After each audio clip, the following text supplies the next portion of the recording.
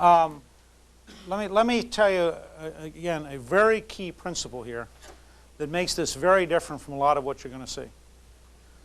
I'm going to share with you over the course of the 10 weeks very specific things that in my experience work. And I'm going to talk to you a little bit later on today about what I mean by work.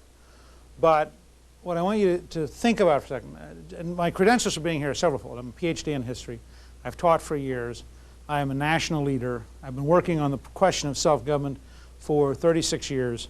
And I think you can make an objective argument better than we could the first time we taught the course that there's some evidence that I actually may know things that work, just based on the fact that it's worked. But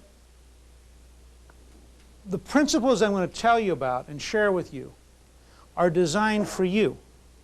Because the core of my belief here, the reason I'm teaching it as a course, is that a free society operates based on each free person.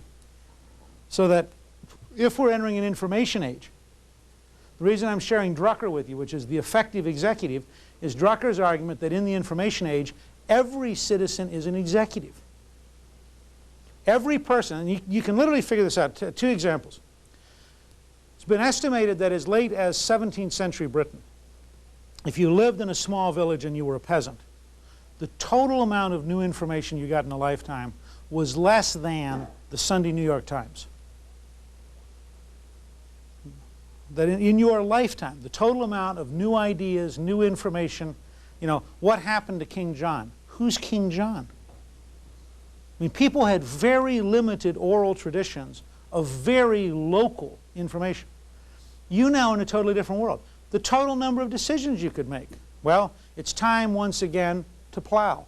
It's time once again to harvest. I guess once we invented canning, which is actually a product of the French Revolution, I guess it's time to can. Okay? Now what happens? You wake up in the morning. Which of the 60 channels would you like to watch if you want to go to your cable or your satellite receiver, as opposed to putting in a VCR or listening to a CD or putting on your record or your radio? Or would you rather do none of those because you're now going to work at your computer terminal? Or do you want to do none of that because you're going to go over to your exercise club? Or you don't really do that because you golf? I mean, it's very interesting. You could easily take a day and just make a list of all of the option choices. This is why Toffler's first great book was called Future Shock.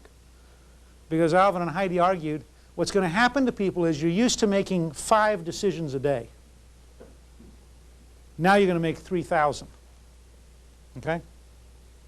Furthermore, the argument we're going to make is that if we are truly a great country with a good people, then in order to solve problems, you don't want to hire the smartest person to be president, the smartest person to be Secretary of Health and Human Services.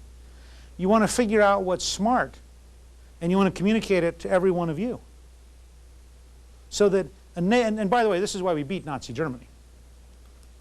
I mean, go back and see the movie Sergeant York sometime with Gary Cooper, or go back and look at any World War II movie made before 1965. And what you had was, you picked up people off the streets. They were normal Americans. But of course, they knew how to use a telephone. They knew how to drive a vehicle. They knew how to take orders. They knew how to give orders. They are self-organizing systems. So guess what? The finest tactical army in the world, the Wehrmacht, lost. It lost to a bunch of people who were not professional soldiers, who it knew couldn't beat it. And our theory was, you just get good Americans and they go out and do good things, and they don't do it all that good the first day, but they keep learning. And after a while, no matter how smart the other team is, if we keep learning and they don't learn, we will beat them eventually. Now, so I'm going to start with, I want to share with you 2 essential systems for leadership, remembering that when I say leadership, I mean you. Every citizen is a leader in a free society. So I'm talking about every citizen. You could call it citizenship, but since you won't be nearly as excited if I call it citizenship, I decided I'd tell you leadership. And since I'm now Speaker of the House, you probably think I actually know something. So I'm going to show you an essential system for planning and an essential system for leading.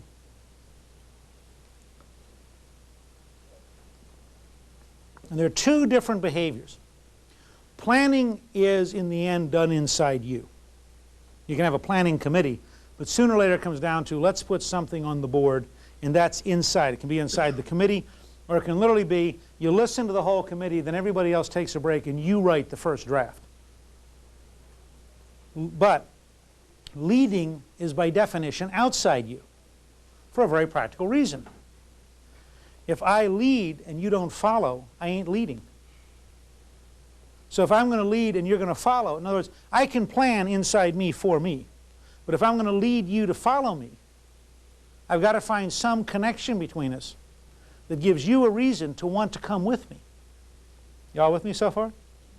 So the first thing I'm going to teach you is inside. The second thing is by definition outside.